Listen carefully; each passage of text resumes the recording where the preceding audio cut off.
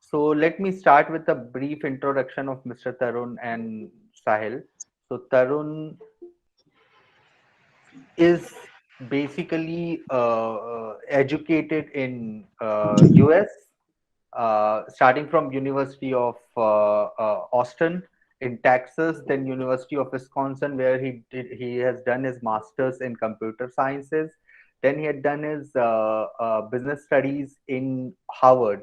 From 2016 to 2018. It's a very brief introduction. You can check their profiles out in LinkedIn. They have amazing career.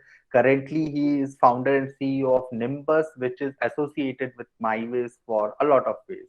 And Tarun himself is associated with us in more ways than uh, uh, just a hiring partner. Okay, so he is somehow a mentor for us. He is somehow guiding light for MyWays in many ways. We do take a lot of hint from him, and we do take a lot of instructions from him, to tell you very frankly. Okay, so now the idea of this session, basically it is especially done to understand the expectation uh, from a tech fresher, from industry point of view. What is that the industry is looking for in a tech fresher, and why, especially when we are talking about a tech fresher, we seem to have a lot of gap between what is the curriculum of a college, of a technical college, and what is required in the industry. And that gives a lot of jitters to a lot of freshers with respect to whether I'm ready or not. And then a lot of them go into 6 month 8 months preparation even after completing the degree, rather than directly joining the organization. That's one aspect. The other aspect is, most of the organization, most of the companies, while hiring as tech freshers, they themselves take care of these training, uh, which can range from 2 months to 8 months. It can be as long as 8 months, official training courses from the organization. So that definitely shows that there is a lot of gap with respect to the skill set, both technical and soft skill, what is required in the industry and what is there in the market actually. Okay, so we are here to talk to two of the very fine gentlemen in the industry who has huge experience in the sector. Combined, both of them have almost 40 years of experience between them.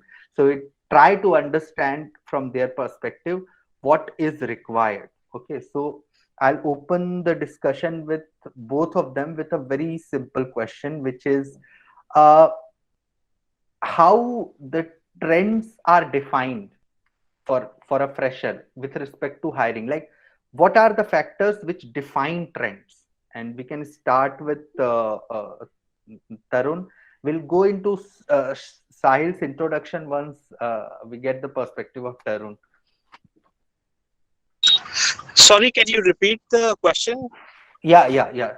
So the aspect is how the trends are defined for tech fresher. Like, what are the factors which defines a trend for tech hiring?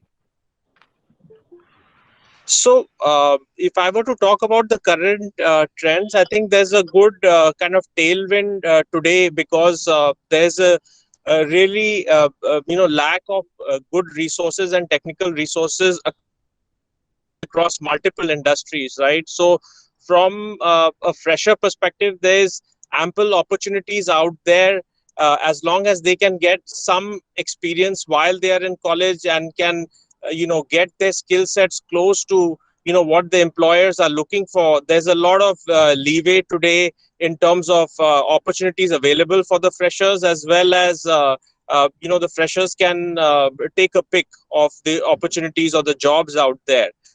There are lots of good organizations now that have focused on actually training freshers and providing them with uh, you know real world projects and internships and so on while they are in the college itself. it's important to be aware of the organization. It's important to be aware of what kind of jobs are out there, and the freshers should look at how they can get the experiences and get close to what the employers are looking for. So broadly, again, trends are good. I mean, there is a lack of technical resources across multiple industries, and freshers, if they can focus and figure out what their interest areas, and get do some internship and some real world projects while they are in college as well, will have a pick of jobs for themselves. Oh, thank you, Tarun. So now we are introducing our second guest, who's Mr. Sahil Verma. So he's is still, as far as the profile is concerned, he's very much in tech still with respect to the job. He's currently enterprise solutions architect with AWS. His obviously his stellar career does include heading Center of Excellence for Indigo. He was heading technical department for Skywise, and now he's somehow at the forefront of next revolution with respect to cloud solution with AWS. He's providing an enterprise solutions for the other organization through AWS. So going back to the discussion, Sahil, what's your take on uh, this? It's a very common terminology when we talk about tech hiring, that something X, Y, or Z is in trend. Okay, so obviously we got an idea from Tarun, but my point is, what's the timeline for a trend? Like, there are lots of stories where a student enters into a training or something for following a trend, and he does a training of at 8 months, 9 months, and suddenly that trend is gone. Okay, so what's this dichotomy with respect to trend, and how to keep up with this? Sure. I think thanks, Lukender, first of all, for giving my introduction. So just coming to your question. So right. So I agree with what Tarun said in terms of what trend is being followed, especially when there is a lack of good technical resources, right? But if you see this trend of trend stays consistent on two dimensions. One is that organizations are always looking for somebody or the freshers who are good in what they claim to be, right? I'm specifically talking about technical skills, right? So if you see, a trend can change sometimes from, okay, today there is a trend that, a lot of hiring is happening in the cloud computing, or let's say AI/ML for that matter, all right, or for blockchain for that matter, right? But if you see the basics of the trends, be it doing the design, be it doing the programming, it stays consistent throughout, right? So that's the one thing I would definitely like to propose and recommend that so just do whatever you're doing, just do good, be good at that skill, and be consistent at that skill. And the second thing, which is related to this trend, is that, which is more important these days, look, there is and everybody, is that you have to be very much open-minded, right? So you have to unlearn faster than what you're learning today, right? So see, traditionally what used to happen, from the era of when I started working, right? When I was in a college like 10 years back, we used to think that, okay, I have to be a developer, I have to be a great developer in, let's say, .NET, right? But that kind of a thought process is not going to work, and that's what most of the students do. When they come out of the college, they say, oh, I want to be good at .NET or Java or Python or XYZ, and then I'm going to take a training and then I'm going to get a job, right? But this trend is completely changing, right? So this is not how it works, right? So what mindset you should bring, while working, while learning at college, and while you expect to be a part of the organization, is that things gonna change. You have to keep yourself open. You have to unlearn a lot of things and learn things as fast as you can, right? So this is very important, right, from the trend perspective. If you have that mindset, you will be able to go with every wave that's going to happen in the industry. Yeah, that's the 2 cents. Lakinder, I'm not able to hear you. Yeah. Sorry. So thank you for your answer. So now comes a perspective from Tarun and you to Sahil, that we can see the drastic difference between education of what Tarun has gone through and what you have gone through. You are predominantly a product of Indian education system, normal colleges, not very fancy in terms of the stature of the colleges. Okay, so my concern is that while hiring, and Tarun, it will be excellent if you can answer this, that while hiring, especially a fresher, how much the brand of college matters with respect to not just the role and responsibility for which they are going to get hired, also with respect to the package. So if I can get answers from Tarun and Sahil both on this, because this is something which is a pinching fact for Indian students, you know. So if I can answer that, from a employer and somebody who's running a startup today, for us from a startup perspective, I think the budgets are also very, very important, right? So if you look Yeah. at the branding of institutions, of course, with the IITs and NITs coming as far as on the top of the heap as far as technology is concerned, the packages that they get are obviously large, and some of the larger companies hire people from these organizations, right? So branding definitely determines kind of the package as far as the top and higher level of institutions are concerned.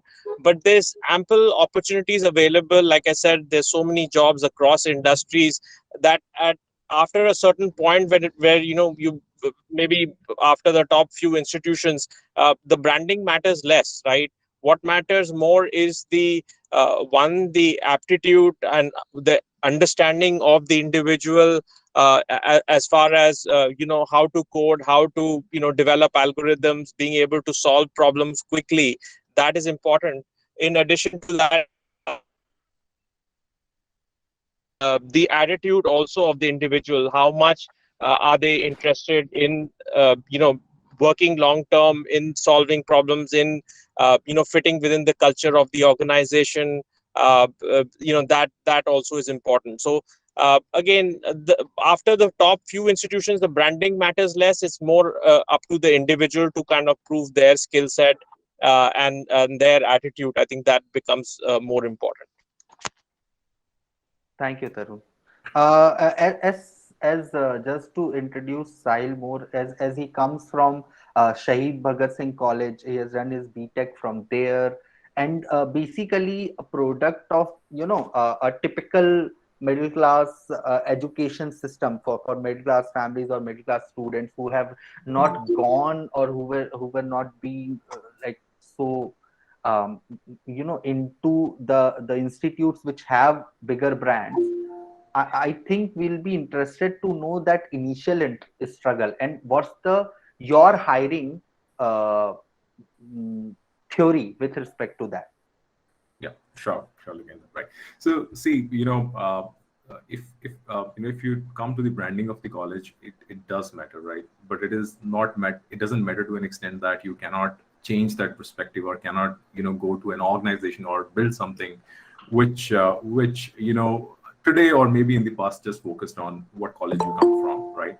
So in my experience, my personal experience, like you just said, Lukender. So what matters is from a branding perspective is the initial filtering, right? So you see, you have to be empathetic from the perspective of the companies too, right? So there are a lot of people who applies to jobs at a lot of companies, right? So they use this branding as just a one filter, right? But once this is done, right? Once, let's say, you get into any organization, XYZ, right? What matters is your skill, right? Which is how you can differentiate yourself. You might start at an organization where you probably didn't want to, or you wanted to just start off with, let's say, Google or SpaceX or Tesla's and all those sort of companies, right?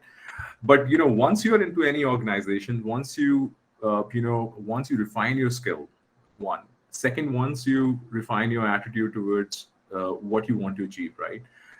So this is again related to, if you just think yourself as a developer, it would be difficult to come out of that loop, at that circle and then prove yourself, right? And third, when you see, so just let me just take this example, right? even let's say there are two people from the good branding college like IIT or IIMs, right? I have personally seen that there is a huge difference in what they're doing in the same organization, right?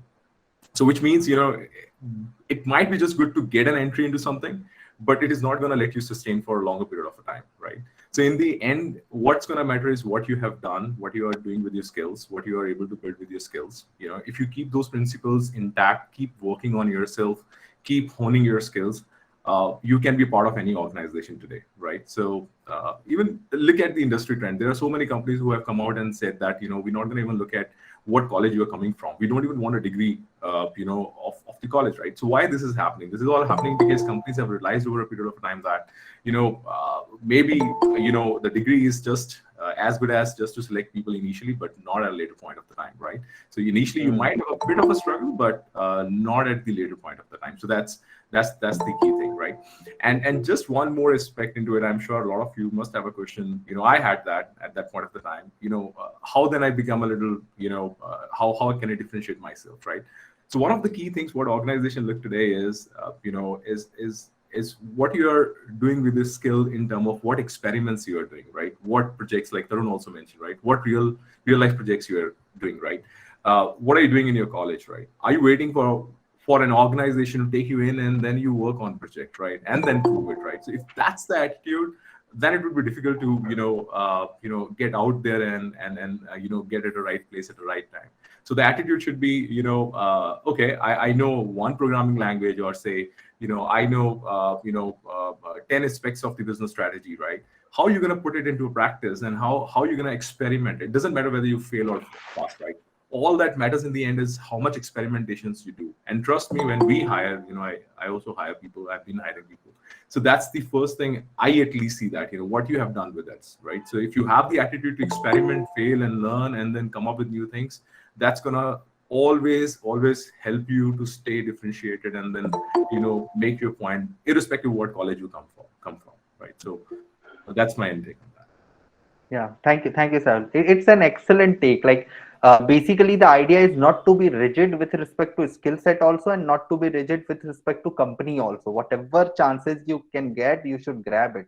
And I think Tarun will agree that we as startups are ready to provide that opportunity to any students. Like, startups are the excellent platform for such students who are trying to not just learn but also hone their skill set, Tarun.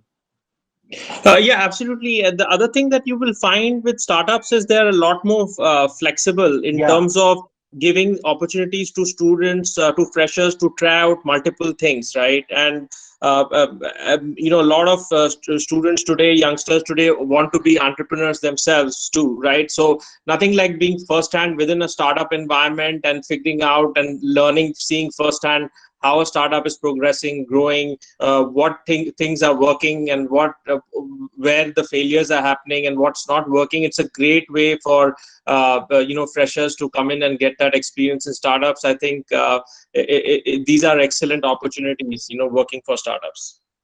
Yeah, thank you, Tarun. So so the next point is obviously attrition rates.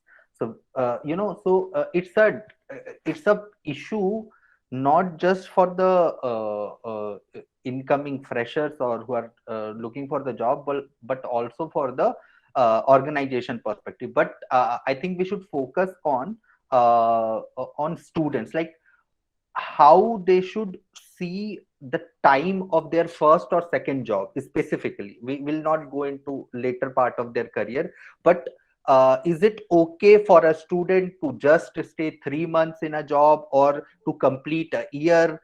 How a hiring manager sees someone if he has done a lot of iteration in start of their career? Or is it important not to do that, or is it important to have good reasoning behind it? Like, how you guys see it? If we can take Sahil first on this. Yeah, sure. So see, so it's a great question again, but I just like to bring a point there is that this attrition or when to change the job, 3 months or 3 years, cannot be seen in a black and white, right? So it has to be seen as some middle ground, right? So see, one of the basic principles should be like, if you're not liking your work and if you are not able to contribute to what is expected out of you, right? It could be due to multiple reasons, right? You might not be liking your work, you might not be liking your boss, you might not be liking your team. It could be anything, right? So, and if you have tried it for some period of a time, and you should, you shouldn't immediately look out for a change. Sometimes these opportunities give you a space and a runway to learn fast, right? So if that's the case, you're not liking, your heart and soul is not there, there is no problem. You go ahead and change the job, right? What matters in the end is what you deliver and how much happy you are, guys, right? So it's a separate thing these days. Mental health and fun are equally important than what you do, being at job at all period of time, right? So that's the one thing I would just like to advise. But from a hiring manager's perspective, right? So when we look at so much attrition happening on resumes for so many people, right? So one of the thought that comes to mind is that, okay, maybe this guy has been either changing jobs because he's been looking for a better remuneration, increasing the packages, or maybe this guy is not good at what he's doing, right? Now the good part is that you can validate both these specs, right? So if you dig into it, if you talk to people, you try to understand first, technical skills, you can run tests, you can run interviews, it'll give you a view of what exactly it is, right? If somebody is so good in technical aspects or what he's claiming it to be, then this can't be the reason, right, of so much attrition or so much changing and that's happening over the period of time for him. And so goes with the remuneration, right? So once you validate that, I don't think that's something which is gonna refrain yourself to get a job in a particular organization. So in the end, it all matters is that what are you doing with your time? Are you learning fast? Are you growing fast? Are you building fast? Are you enjoying whatever you're doing? So as long as you're doing it 1 company, 3 company, 10 company, doesn't matter. That's all in it. And I would like to just add to it. Excellent. Tarun, I think I also can say that I belong to a bit older generation with respect to attrition acceptance. Like I started my career in 2014. So at that period of time, it was not this gray. It was black and white key. If there is attrition, there is something wrong with the candidate. But I think it has changed over the years, and now there's lot more acceptance with respect to that. Am I wrong in that?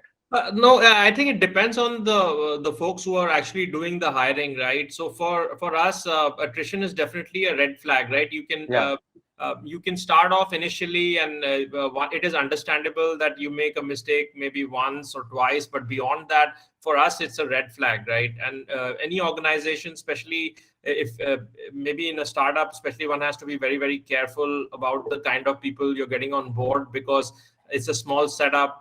Everybody's really, really important within the whole scheme of things, and you don't want somebody coming on board and spoiling the culture. So for us, if it is a hard decision to take and somebody's really good but has been jumping around here and there, we would not go ahead and make an offer. That's for sure. I think it's also very important to for an individual as to are they really enjoying it, are they really solving problems, and are they learning, right? And if you take those aspects and you stick to that core, right, and be true to yourself, I don't see a need to jump around here and there too much, right? And as long as you're true to the core, you will find a job that will allow you to stay for at least a couple of years and show progress and growth. And typically, based on my experience, what I've seen is you can jump around here and there, but the folks who stick around, spend a little longer time at companies, eventually reach the same place or even better than those who are jumping around, right? So you spend a lot of kind of effort and a lot of stress trying to figure out the best situation for yourself by jumping here and there, but you end up at maybe the same place or worse, than someone who puts their head down and sticks around and does work for the long term. So that would be my advice to freshers, that maybe you can make a mistake once or twice, but be true to your core, figure out whether you're learning, whether you're enjoying, and then just stay the course. Thank you, Tarun. So what I can take from this is, like, it's my personal experience also, that if we can look at the corporates and also the startups, the corporates do have currently Like from last 4 5 years, the HR policies have evolved so much that everybody can get the opportunity whatever they want to do in an organization and can fit themselves. For startups, the hiring process itself gives you lot of hints. So whosoever the freshers who are listening this, I would like to suggest that uh, uh, for startups specifically, the hiring process itself gives you hint what they want, and very strong hints what they want. So if you feel that you are fit for it, please go ahead and join. If you feel that there is a niggle space, then also you should join. And anyway, even after that, if you have some doubt, please be upfront. Please be upfront to solve your doubt before joining. Talk to the people very openly that this is what my expectations is. What if the organization is ready with me, then I can go ahead, else I'll look for something else. And obviously startup hiring managers are very pinpointed most of the time with respect to hiring. And corporates have a very large setup, so they have opportunity for all kinds of people. So you need not to get worried. For students, you need not to get worried कि मैंने कोई गलत organization, I have joined some wrong organization and it is going to screw my chances for further hiring. That's not how it is. Now the industry is very mature with respect to your needs, so you can be relaxed about that. Absolutely, and see the thing, especially from a technology perspective, these are standard technologies, right? And as long as you continue to invest in yourself, that you're always learning, you're always improving yourself, you figuring out the right ways to solve problems, there will be a good job for you out there, so yeah, one should not worry in terms of where one is and the kind of work that is doing, but just focus internally, and try to improve yourself, your problem solving skills, your technology skills. There's so much opportunity out there for training and learning, and just take advantage of that. Excellent. Okay, I want to make it a bit fun, if you guys can allow me. So if you guys can tell me what are the questions if a hiring manager is asking, so the fresher can just भाग लो वाला scenario हो कि नहीं नहीं इस company में तो नहीं जाना है. What do you think are those questions which can hint a fresher कि नहीं इस कंपनी में तो नहीं जाना चाहिए? Can you guys like shed a light on that? Yeah, so let me start with that. So if a hiring manager keeps on insisting what have been your scores in your college, right? Trust me, guys, it's not going to be a good call. so that's the one way to look at it. I have seen a lot of hiring managers, just asking, okay, you got 70% in 10th, 80% in 12th. Why suddenly reduce in engineering, right? So if the discussion is all about what you had achieved in terms of your numbers and all those sort of things, my advice, Bhagalo bhai. That's it. Yeah. Yeah. I have not interviewed in a long time, guys, so I'm sorry I won't be able to tell you, what questions you should not, you should run away from, or run away from the company. But I think it should also be about fun, right? It should be about a culture fit as well. So look out for meeting your hiring manager and feeling that, would you be comfortable with working with such a person, right? Would you look up to such a person? Would you get along with such a person? And maybe, you will be interviewing with 2 or 3 people within the organization. So see how you would gel with them, right? And see if there's a culture fit, because learning can happen anywhere. They're good organizations. Mostly you'll be interviewing with good organizations, but the culture fit is equally important, if not more, right? So especially nowadays, with remote working and all of that, you should see if you fit within the culture of the organization, and in fact how the organization is performing and all of that as well. There are reviews also available now on the web about organizations and how they treat employees. So look out for that as well. There's ample signs in terms of where you should run away from. Yeah. Thank you, Tarun. Okay. So the next big question which I have also experienced as hiring manager, and lot of freshers ask, is about basically how to put a structure to whatever their CV is in terms of interview, like how to tell it, if I can be very blunt about it, how to say it in words, or how to represent yourself in vocab. Okay, so if you guys can give a peek into the difference between, with the same CV, a difference between a good representation of that CV with respect to the verbal communication, and a bad representation of the same CV. Let's say a CV has XYZ 7 points, and the same CV can be represented in a good verbal communication way and a bad way. So if you guys can shed a light on that. When you want to go first? Anyone, please. Yeah, so just in terms of the CV itself, there should be clarity, especially from a technology perspective. It should be clear in terms of what are the kind of projects you've worked upon, what are the technologies you've used, and what is the problem that you've solved, right? The clearer you are in terms of your projects and the work that you've done, the better off it is.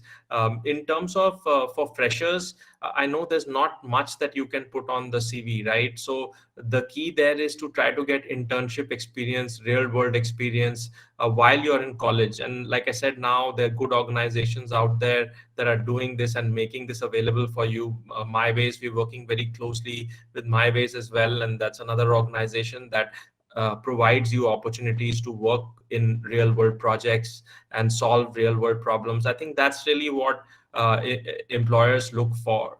The other thing that employers look for is some experience that is relevant to the projects that they are doing, right? So let's say, again, if you had an internship in a related industry, that really stands out, right? So any hint or any project that is kind of close to what organizations do is always good signs, and your chances improve quite a bit. Today, if you can kind of read about different organizations or industries and see what kind of takes your fancy and what you might be interested in, and then try to get internships within that space, right? So let's say if it's ed tech today, there's so many organizations there, you try to get some ed tech real world experience and internships in that area. Or maybe if it's gaming that you're interested in, then go towards that area and try to get some projects in that space. Employers really look out for anything, especially from a fresher perspective, any project or any experience that's kind of close to what they're doing, and that's always a great sign.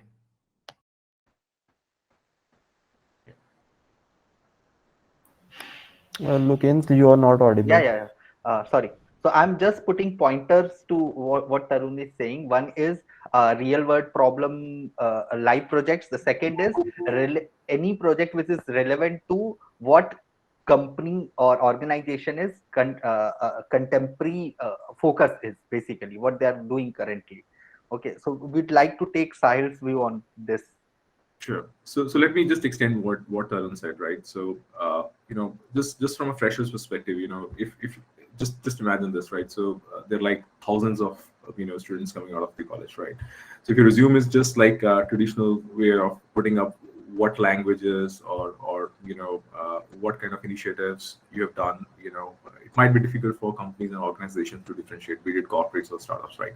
So one of the best ways what you can do is, if you want to stand out and how you want to present your resume, is to start with the impact. Okay, so just to start with, what impact have you brought? It doesn't matter how small or how big impact you have brought it, right? So it's all about, so today's era, today's organizations are all about what are you able to do with the skill set you have. It's, and just think it like, it's very difficult to say that how proficient you are in, say, any programming language. Say I'm so much good out of let's say I'm so much good at Java, right? You can't rate yourself on a resume, say that, okay, I'm 10 or 8 out of 10, right? So that's not something which is making sense. So what makes sense for a lot of organizations when they look at your resume is what impact have you brought it, right? And what have you done with whatever you learned at college, or be it at internships, or be it at your projects, So that's very important, right? That's one. And second, I know the impact is going to come with your projects, and it doesn't have to be just a real world project. It could be anything that you can do it on the sites, right? But also see how you can pick up a problem which hasn't been solved by a lot of people yet, right? So this is another trend, common trend at the colleges, right? So one team is doing, let's say, facial recognition by using machine learning or AI, right? So you would find like hundreds of people doing the same project, right? Now this is not going to get you a leverage out there, right? So what's important is start off with the impact, and then impact in a way that you're not copying, you're not following anybody, you are trying to do something which is really meaningful. This is why how big and how small doesn't matter. If you're going to think it, realistically, you think it, from different first principles, and you're genuine in solving a problem and bring the impact about. So these are the two things I think, when you explain your resume, you start off with what you have done in that term. Don't start off with, what you've done or learned as a part of the program language. It's going to make a huge differentiator. Yeah, excellent. So the next question is very natural out of this discussion is, we need to be updated. The students needs to be updated. What is that thing which can be relevant to the organization, or what is that thing which is impactful, right?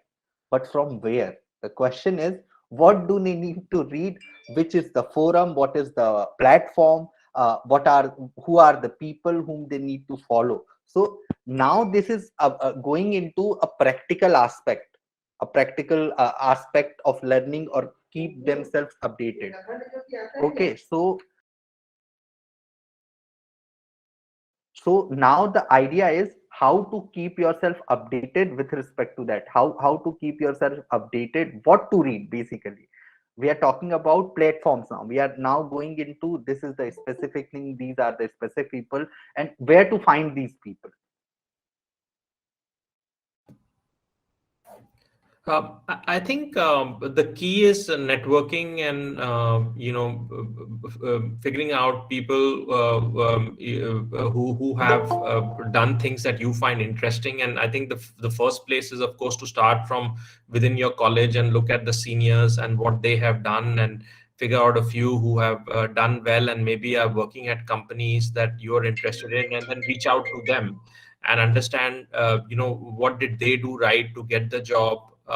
What are the things they're reading upon, what are the projects they're working on, and then just follow that. The best path is to kind of follow the path of success and establish paths. And if you're in a college, there'll always be your seniors or people, mentors that you can look up to. And again, like I said, there are organizations that help with projects and with mentors as well, so take advantage of those opportunities. I think the key is to attach yourself and find a few people who are senior to you, who are successful, and then just follow their advice and you talk to them. That's the best way to do this.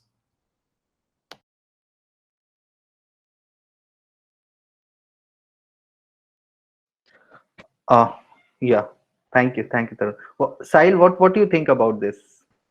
Yeah, sure. So see, we are basically trying to understand the current understanding of platforms. Like we see, in earlier days the issue was absence of it. Now the problem is crowd of it. There are lots of things which are crowded, so how to filter it? Got it, right. See, I'll tell you, and I'll come from my personal experience again, right? So see, if there is a mounting pressure every time to catch up with what's happening in the industry, right? What new technologies are coming up, right? There are so many technologies evolving, coming, getting invented every day. It would be a hassle for you. You always going to end up being anxious. What am I missing on, right? So I think you should take a little different approach in terms of, like I earlier said, right? So let's say you have an interest area, right? Or you have an initiative, right? Or you want to do something, build a startup, build a product, build anything, right? So you just start from that. You start from your business goal, or I would say your vision, and then work backwards from there, right? So now once you know that this is what you want to achieve, then you go out and find out whatever it requires to make it happen. Now, be it talking to, like Tarun mentioned, right? Be it talking to your seniors who are working in the similar domain, or probably going to the different platforms to learn, different technologies, different skills, and understand how you can learn and implement back in what you want to do. Third, what are the trends, in terms of what technology spaces, what programming platform people are using today to build something of a nature that I want to build it, right? Should I go for a no code platform? Should I go for a low code platform? Should I go for something building out from a scratch, right? So if it would be driven by that thought process, you would be much at getting I would say getting a better value in terms of what time you're going to spend it on that research, and you would be better placed in terms of understanding that particular aspects. Otherwise it will be very difficult, even if you're going to spare 8 hours a day to catch up on what's happening in the industry or what's happening in the world on a different technologies. Trust me, it's not gonna it's not gonna be that easy. Excellent. And best thing is find people who've done it, and people who you look up to, admire. It's very, very important to have a mentor or more through this journey, because that can help you save a lot of time and heartburn. If people have done it before you, they've done it successfully, find them, reach out to them, and talk to them. Yeah, I completely agree with Tarun on that effect, right? So this aspect especially come into a picture when you want to learn fast, right? I see people are asking questions, right? So this is also a very, very different aspect, right? So let's say you want to learn about X, you're facing a problem in any situation, right? So there are always two ways. One, you can find answer on your own, which is going to take a lot of time, and you're not sure whether that's going to work or not, right? But one other way is, like Tarun is mentioning, if you have a mentor along the way, who are the right people to reach out, who has been in that situation and handled that situation, it would be easier for you. It will be much faster and with a better outcome. So keep that thought process along the way. That's going to help you in understanding what's happening in the industry and keeping up with that. Excellent. So obviously we understand the importance of networking. To be very precise, that you need to have that. You need to understand the importance of networking first. The second thing is funneling, like from umbrella to specialization to super specialization. So your focus should be how to go from umbrella information to to the information related to a particular skill set, then going to specializing in that particular skill set, and then super specializing in that skill set. So that's how you become relevant, and that's how you keep yourself updated. So you have to process that funnel, basically. That's what experts are saying, as I can understand. Okay, so now coming to the idea of we are going back from interview or from representation to preparation itself, the methodology of preparation. So I would like to know what's your perspective with respect to how much time it is required within college. Like I'm specifically asking about the gap between college curriculum and industry requirement. So from third year they should start focusing on preparing something else with the curriculum, or last 4 months are okay, or after completing the college they should go for 2 months or 4 months of preparation, specialized preparation, which can actually address the industry requirement. What's your take on this? What should a student do? Because at least we are very well aligned with the understanding that college curriculum is not up to the mark. That's for sure. Am I right, Tarun and Sahil? If I'm right, so what should a student do? How should he go about this? Any one of you, if you can take. Yeah.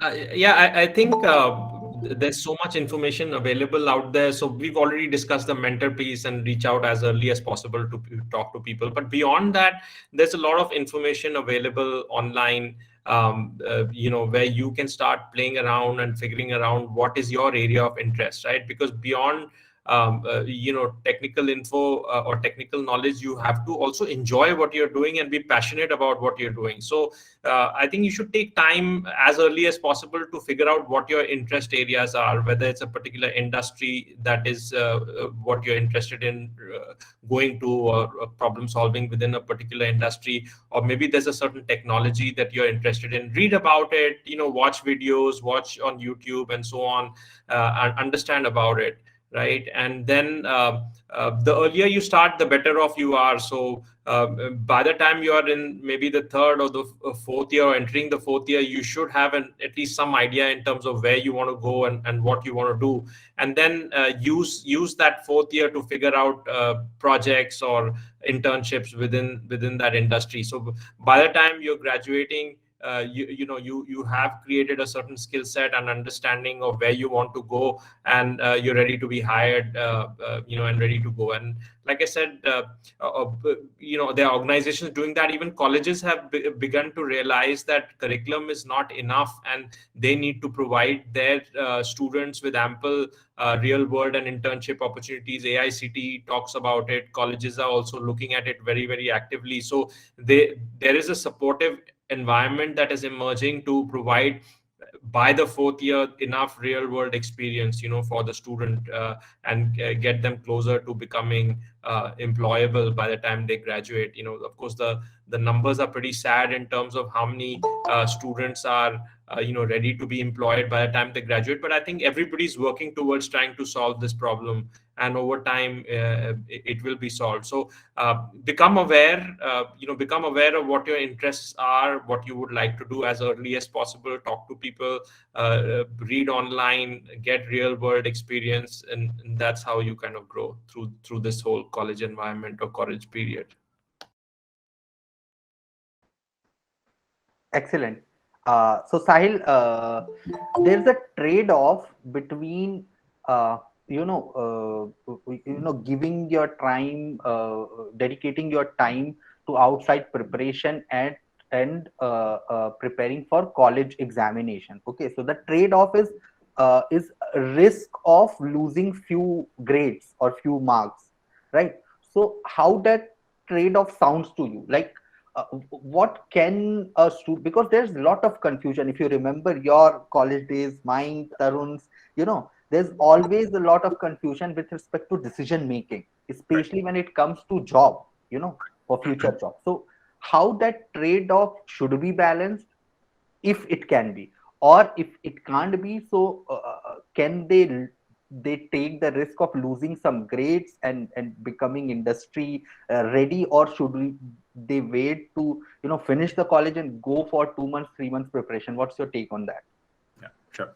So see, so it all depends on what's your passion, right? So there are different kind of people. So there could be some people who knows right from their 10th and 11th, right? So I have so many friends who knew it even before going to the college that they have to be, let's say, data scientist for that matter, right? Or somebody wanted to be in VC business, or somebody wanted to be in XYZ, right? So it all starts from that, right? So if I talk about just that set of people, if you know before getting into the college, right? So you know what course you are taking it up, and it's going to be very much relevant to that, right? So in that case, I would recommend that you deep as deep as you can. Bring the practical exposure of what you are learning as a part of your courseware. It might be just too much theoretical. That's what is happening. So when you said, right, so the curriculum in the college is not as good as with the industry demands. The only difference is the practical exposure, right? So if you see, there is nothing else. Even today, people are doing the programming using same principles of networking, data structures, databases, which is being a part of your curriculum, right? But people don't find it interesting because they think just learning a programming language, Java, .NET makes a lot of sense, but that's not a reality, right? So I'm coming back to my point. So if you know that you want to be a great programmer, and all that aspects that you learn in computer science makes a lot of sense in the industry, trust me on that. So I would advise deeper into it, bring the realistic experience of it, do some experiments out in the market, just talk to people, talk to startups, how they're implementing these principles. So this is how you're gonna, be at a point wherein you can get a good good grades in. So if that's the intention of most of people in their colleges, and plus to also stay as good as what industry demands, right? So that's very important, right? And then to your second aspect, when they should start looking out for the for their industry projects, like I said, don't wait for it, right? Don't wait for your 6 months training, 2 months training, or don't wait until your college finishes, then only you will be able to focus on those things. It's not a right mindset. You have to start it the moment you find it out that, okay, this is what I want to pursue. It could be with first year, second year, third year, fourth year. The moment you find it, right, apply those principles of following your passion. What do you want to do? Pick up a real project, right? Pick up a mentor, like Tarun said. Pick up a set of a community, right? Learn from that, implement that. So this way you would always be as good as what's required in the industry. Plus you would be good in your courseware as well. So that's my take on it. Yeah, I think I really agree with you, Sahil. I mean, I did computer science many decades back, and some of the core principles remain unchanged, right? So, and what we find is when we are interviewing students, that's where they miss out on, the ability to, in terms of understanding of data structures, understanding of algorithms, understanding on how to solve problems. Those core principles don't really change, right? And that is already a part of the curriculum in any case. So do pay, a lot of attention to that. It's just not about learning a programming language or learning some basics about the language. It's the core, how to solve the problem, right? After all, a language is what you express yourself in, but the behind that is the analytical skills, the problem solving skills. You cannot kind of replace that, right? And so pay very, very special attention to that. That's extremely important. Yes. Thank you, Tarun. Tarun, I have been informed that you need to go a bit earlier. Can you stay a bit more, or you need to leave? So I can stay for another 10 minutes if that works for you. Sure. Excellent. Whatsoever time we can get out of you, it will be a pleasure for us. Excellent. So what I can understand basically is basics are basics. Right, for everybody whosoever is currently in the group, basics are basics, guys. Okay, so you need to have basics for anything to build on, actually. Okay, so again, that's what experts say, right? You hear from horse's mouth here.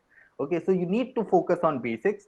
The second point, both of them are agreeing on, both of them are actually pressing on, is you need to have the importance, you need to understand the importance of your mentors outside your college setup or something like that. You need to find people who can motivate you, who can drive you, who can actually mentor you with respect to industry. And you need to have clarity as early as possible. And obviously, as they suggested, they didn't say it very clearly, but I'll say it, that you can have the trade-off of losing few points in the grade, and that can be very well compensated with respect to live projects or real time projects with the organization.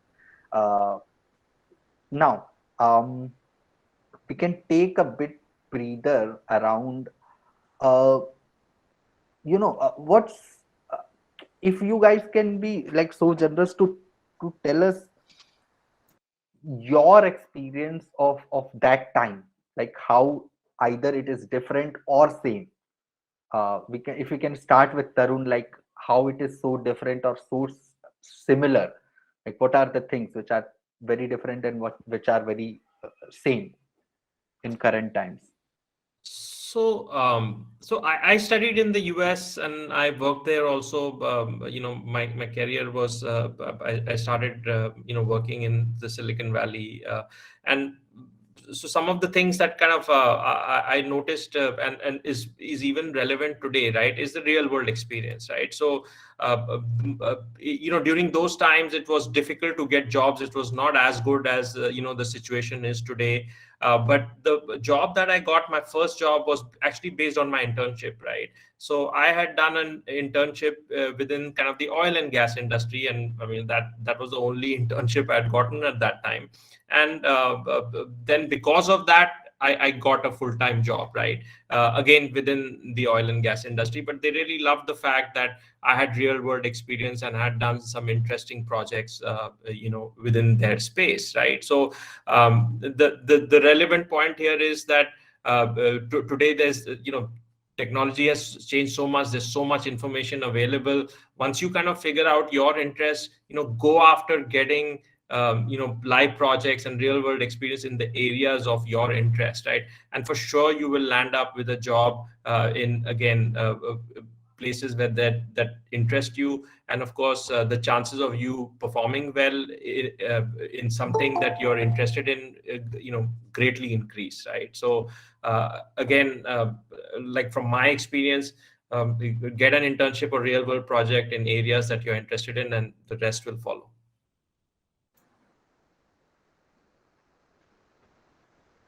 Thank you, Tarun.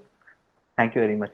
So, Sahil, what do you think about this? Like, what has changed in, I think, 11, 12 years now? Yeah, 12 years now. Right. Okay.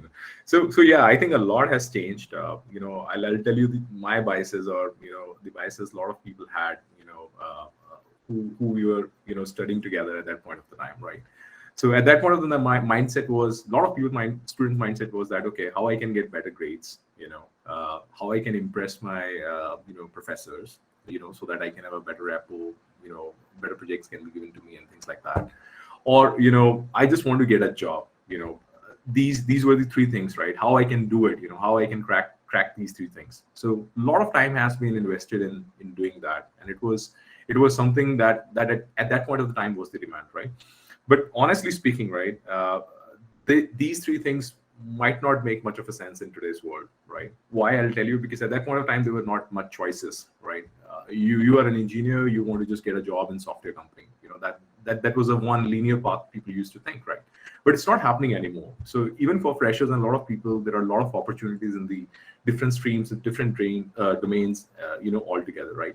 And like Tarun said, and we both touched upon it many times, is that what matters today, which is more important than grades and probably your rapport with different people and all those sort of things, is what is the real world exposure you have, and even more important than that, what's the kind of an impact that you're trying to bring with whatever skills you have, right? And if you are taking that path, that's something which is making you stand apart altogether, right?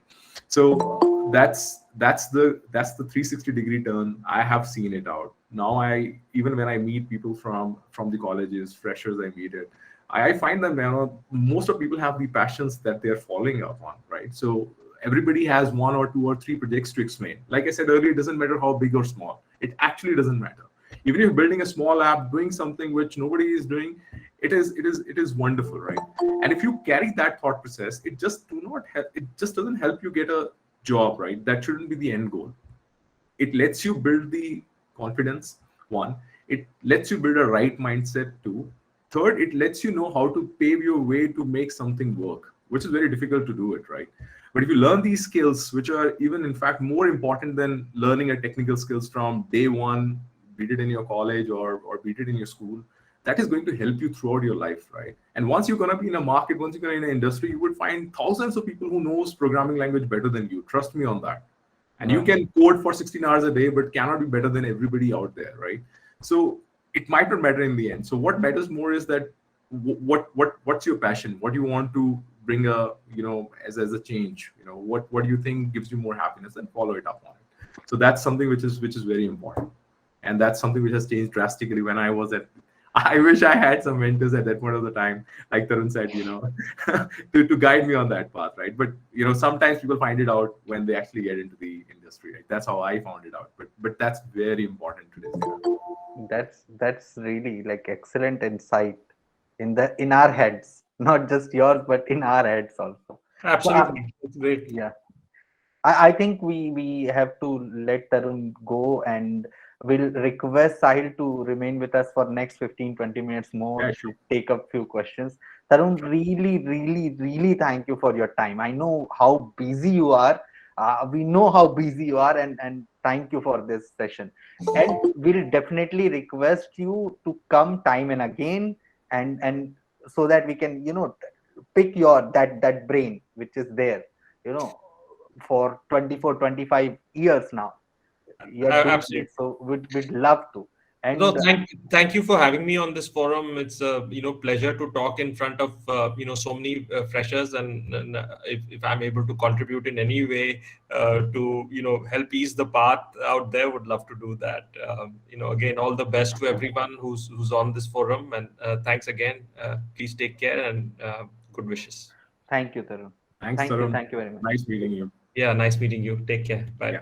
Bye. Okay, so we'll focus on a few of the questions before other questions come. If you can take that side, there's one question which is already answered by Arish Qureshi, which was how to learn fast. The second question is how to fill 2 years gap because of Corona. Like, what do hiring managers even care about that?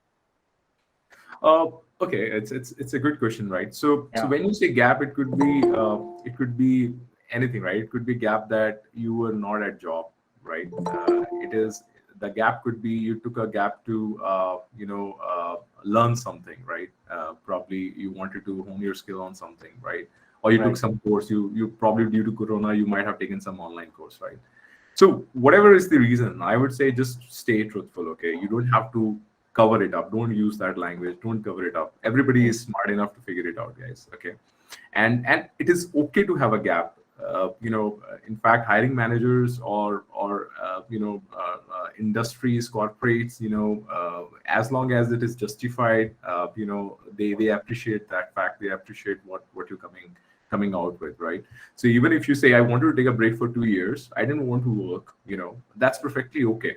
As long as you are truthful about it, you say, even let's say due to Corona, I was too engrossed in a lot of my families. That's a reality, right? A lot of people's families were stuck due to Corona. They had Corona. They've been hospitalized. You were helping them. You were helping people on the road. You were helping people in the hospitals. I've seen people doing that, right? Just to give you an extreme example, right? So in the end, just stay truthful. Whatever you did in 2 years, you relaxed, you had fun, you've gone out with family, gone out with friends, or you didn't do anything, you learned anything, you learned new things. So just stay with it. Nobody is going to judge you on that, as long as, like I'm saying, it's very important, be truthful. And second thing is that, as long as you're good in your skills, right? And you know what you're doing, right? It doesn't matter if you had a gap of 6 months or a year or two. Because when you're gonna go out to get a job, they would ask you what's your skill, and they're gonna judge you on your skill, what you have done with that set of skill, like I've been saying, right? So just go with that thought process, mindset out there. It will help you out. Don't worry about covering up any gaps. Don't do that. Excellent. We have a very particular topic from which I'm receiving like now 3 questions, which is differentiation between MSc mathematics and computing type of degree, or MTech in something, and a BTech degree. What's the take of companies which are visiting to the campus, and what's the take on companies where people are applying offline, not from campus? So how does this filtration takes place in real time hiring? Okay. See, so it comes back to basics, right? So when we do bachelor's, right, it is more of introduction to what kind of skill sets we want to take up, right? For example, what is all about computer science, or what is all about electrical engineers or electronics engineering, right? So it is just an introduction to that, and what you want to do with different aspects of that field, right? Now, when we go towards MTech, or any masters for that matter, right? It is something which takes you in a direction of when you want to pursue a particular field in depth, right? So, for example, I love to do let's say data science, right, or machine learning or AI, right? Now I just want to learn more. I want to get into a depth of different aspects of just AI or ML, right? And you go out to pursue masters in that particular thing, or cloud computing for that matter, or data analytics for that matter, right? So this is where the real differentiation comes, right? So now from an organization perspective, when I have to hire somebody, I have to see, do I need a niche skill? Do I need somebody who has a researching background? Am I working am I, as an organization or startup, working on something which hasn't been invented so far, right? So in those set of lines, these companies, hiring managers go and try to find those set of people, in a realistic world, right? They will look for PhDs, who people doing a research, right? They are well capable of helping and fostering the speed of building new products altogether, right? But if a companies are looking for people to just start it from the job, which is which can be applied across a lot of areas, right? This is where people go out and maybe look for BTechs and all those sort of people. So that's the kind of a mindset these people carry when they go out to the campuses and hire people from a different different backgrounds of the degrees. Excellent. So it is basically about the role which is required in an organization. It has nothing to do with your degree Yes. Or student's degree. It is more about company, what they require. Yes, in a realistic world, which makes a lot of sense, right? Yeah, excellent. Right. I just want to, like, this is the last question. No worries. Go ahead. Basically. Yeah. So the pressure, the mental, psychological pressure of it, of being in the market, especially in the Indian job market, right? And the pressure of everybody says reinvent, try to have live projects and all those things, but sometimes that time period can extend up to 1 year, 1.5 year also. Yeah. Right. So on that aspect, what's your suggestion, or what's your, we can say, 2 pointers for the students, how to deal with it and how to be positive with that. So look at it, it's a very important, very important point, especially in today's world where competition to say is at peak, what people perceive, especially when freshers perceive it, right? So see, before your technical skills, you have to really learn on these skills, right? How to deal with these situations, right? And like I said earlier, right? So if you're gonna keep your mindset in a way that I have to update myself as per what's happening in industry, it is always going to impact your mental health. You would always stay anxious. You would always stay competitive. You would competitive in a negative sense. Competitive in a positive sense is always good, right? So don't go with that practice, right?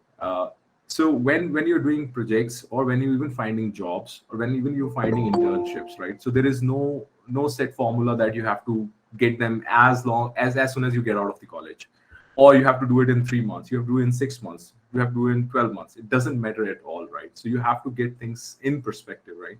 So what matters most is, like I said, right? Are you happy with what you're doing, right? That's one. Are you falling on what you really want to do, right? And are you really trying to solve a real world problem, right? And even if it takes 5 years, 10 years, it doesn't matter at all, right? Go with your own speed. And I'll tell you, and you can do this experiment, right? So when you are desperate to learn something or desperate to do something and try to do something, there are high chances you would fail in achieving that, right? It doesn't help, right? So don't bring the desperation when it comes to these different aspects of the industry, right? So keep up your pace, do something, do good whatever you're doing, right? Hone your skills whenever you get the time, right? Network with people, learn from people, and build a right mindset altogether, right? But if you keep that mindset right from your college that, okay, have to do something in a given point of time, this will haunt you throughout your life, because it just do not get stopped there, right? Once you get your first job, then you want to get a promotion, right? Once you get a promotion, you want to go to a better company, right? Once you get into a better company, you want to have a better package, for example, right? So this is going to haunt you. This is not going to stop at any point of the time. So it's not healthy. So build your own timeline, build your own thought process, build on what you want to do, and just follow that thing. Thank you, Sahil. So guys, you can write if there's any question. Sahil can stay for next 10-15 minutes discussing about that, or we'll close it up. Okay, so if there's any question, please write it on chat. We'll try to answer as much as possible. Okay.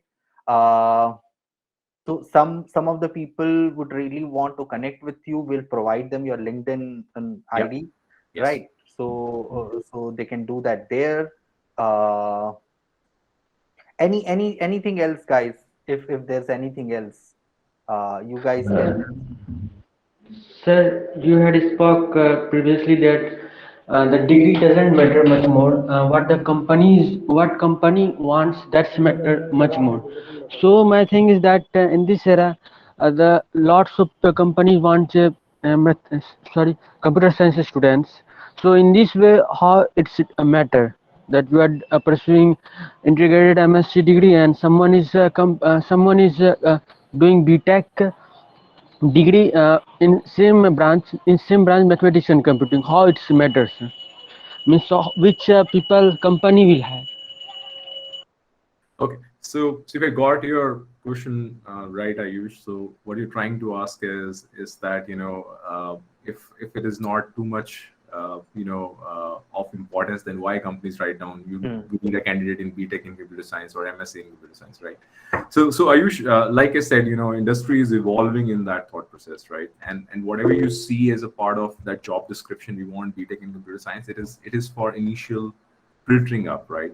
Because some jobs are technical, which demands you to have that kind of at least a thought process and a knowledge that comes from there, right? So for example, you cannot have probably a fresher who is a computer science guy, but a job demands somebody to build the semiconductors, right? It wouldn't make any sense at all, right? So in order to just do initial filtering or to ensure they are getting a right person with the right context and skill and knowledge, they do mention they need BTech in computer science or somebody in say MSc in mathematics, like you quoted out, right? And like I said previously, right, people look for MSc in computer science or MSc in mathematics when the job of that nature demands. Today, if there is a company who is in AI, machine learning or statistic business, right, they would definitely like to have somebody who is having an expertise in mathematics plus have some background in computer science. That's like a great combination altogether, right? So they might end up writing it in their job description that somebody who is having a background in statistics or mathematics and so on. So it all depends what job demands. And then, like I said, it might just matter it for getting an entry into it. But once you're there, what all matters is your skill set and what you're going to do with your skill set and tools that you bring on board. I'll just supplement it with one or two pointers, which will be try to look for expanding your base in terms of job search. Don't just be focusing on Naukri.com or such search engines. There are lots of places like Angel List is one of those things which specializes in hiring or posting jobs with respect to startups. So try to increase your base for applying to a job, Ayush. So that will be a better way for that with that perspective, I think. Okay. Sir, I have one doubt. Yeah, Sandeep, please go ahead. Sir, actually, I am in the first year, first semester student. So I want to ask that in the first year whether we should focus more on college studies and try to build CGPA, or rather we can just put aside our college studies and try to develop our skills. For example, if I am testing AI in ML, so I can just go for online courses. So what is your take on that? What is the session for the first year student regarding this issue? Okay, so Sandeep, first I think it's a good thing, if a student figures it out in a first year what they want to achieve, right? So if your passion is AI, machine learning, for your future and for something what you want to build it for, so that's the great thing, right? So in this case, I would advise you to strike a balance between your time towards you want to spend towards AI ML, learning the courses or building something in AI ML, and between your studies, right? Trust me on this. I'm coming from your experience. So even if you want to pursue AI and ML, so most of the concepts that come up in the curriculum of computer science, right, starting from your math 1, math 2 in first year, right, it is going to help you in improvising your skills in AI ML, right? So this is why I said strike a balance between the two, because both are complementary to each other. It is not like if you're gonna work on your college curriculum, it is not going to get you an advantage in what you're trying to build in AI ML. So since they are complementing to each other, I would strongly advise you to stay focused and apply your energies in both set of the areas, right? So that's my take on it. Thank you, sir. Thank you. Yeah. Hello. Yes. Sir, I have just doubt. So you have just said that do what you love, right? Yeah. So how to find our interest, basically? Great. Now, Because if we fail in some X thing, so we think ki, yeah, this is not the right place for me. Please yes. change it, right? Okay.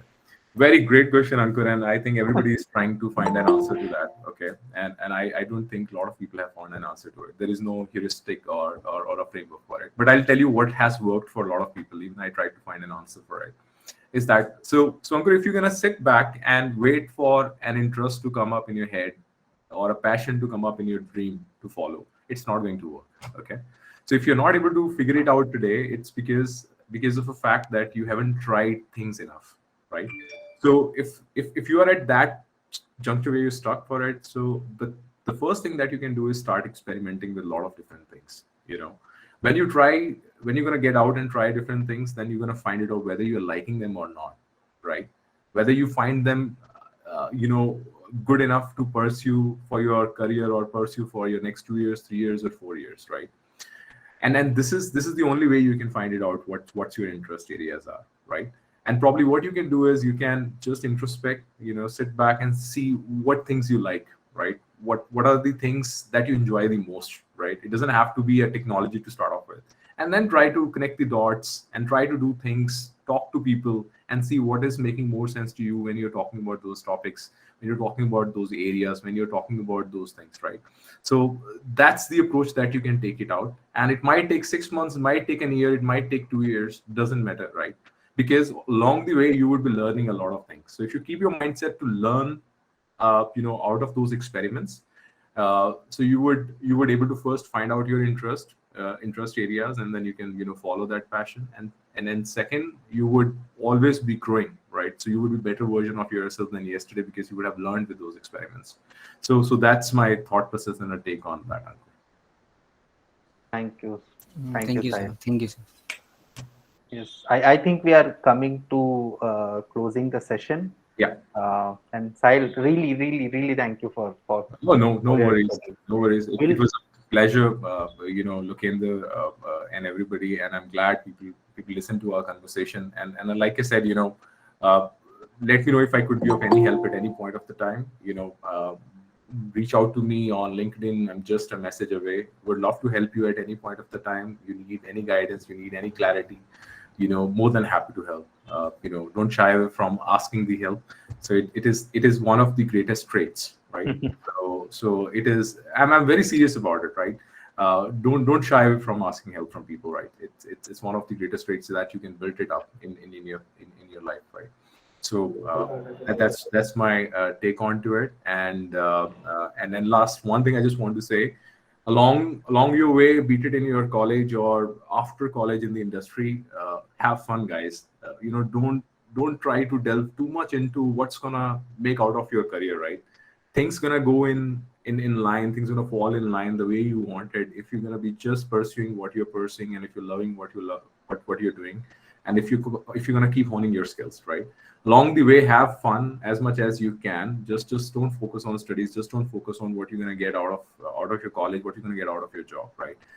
That's just a one aspect of your life. If you're gonna keep that mindset, you would always do better than people who don't keep that mindset. I can assure you that I've seen that in the industry. Right. So as Sahil said, if you will be that pinpointed in your life, it is going to increase a lot of pressure. Yeah. So you need to release that pressure, guys. Okay. Yeah. So Yeah. Sorry, I'm interjecting you. Okay. Yeah, absolutely. It's really important. And you, like I said earlier, right? So if you go with the science of your mind, if you go with the science of learning, right? So if you're gonna be always under that much of a pressure, you're not gonna able to learn new things.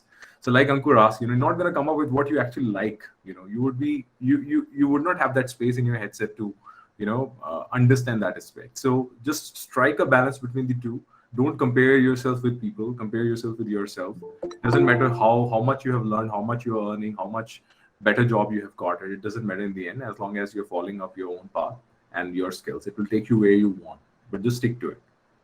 Excellent. So through these sessions, I think we'll be able to humanize hiring managers. Like people have this very bad impression of hiring managers. So I think we'll be able to do that, along with providing a lot of gyan and knowledge to students. So Yeah. thank you, Sahil. Thank you for No your worries. time. My pleasure, guys. My pleasure to give whatever insights I could. More than happy. Yeah. Last compliment to Thank you. you, You sir. look a lot like Rohit Sharma. So Thank you, sir. Thank you so much, guys. And just a one practice now. Industry doesn't expect people to call them sir. Talk to yeah, people with the first name. We are one of the greatest nations in the world, right? So uh, just call people by name. Drop this mindset of calling people with sir and madam. yeah. Respect doesn't come by that, right? So always, whenever you interact with me, just call me Sahil, guys. Don't call me sir. It doesn't come up with that kind of a thought process. Yeah. Thank you, Sahid. Thank you for your time. Thank you. Thanks Yeah. everyone. Thank you. Bye. People will provide you all the Thank you, sir. information. Yeah. Sure. All right. Bye, guys. Okay. Yeah. Have good day, Sahil. Bye. Thanks for coming. Bye. Yeah. Bye. Okay, so people who are remaining with us will provide you with the LinkedIn profiles of both of the speakers for today. Thank you for your time, guys. You have been an excellent,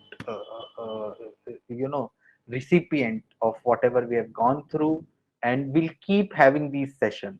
We'll keep having these sessions, and feel free to suggest what you want. That is also a way for us to contribute to you. Okay, so feel free to contact us and tell us what you want. There is a YouTube channel. We'll upload uh, uh, this complete session. Go there and comment and tell us what are your concern, what are your insecurities, so that we can actually try to address that, and we try to resolve it and be helpful to you. Okay. If there's any question left, feel free to contact any of our people who have contacted you. Write to us in mail, through messages, and feel free to send us whatever questions you have. We'll try to resolve it. Okay, so let's close the session, guys. Thank you for your time. Take care. Bye bye.